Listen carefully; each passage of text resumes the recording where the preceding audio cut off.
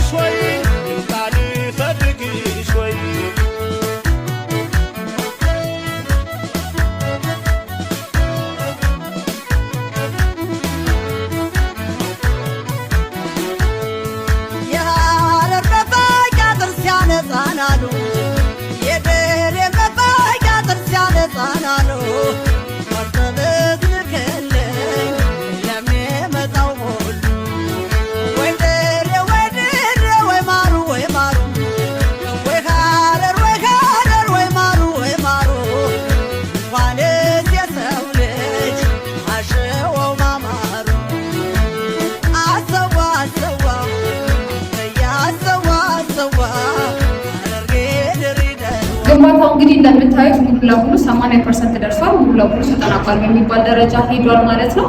እንግዲህ ይሄ የሚገኘው በቦሌ ኤና ሞል አለምነሽ ፕላዛ ጎን ነው ማለት ነው።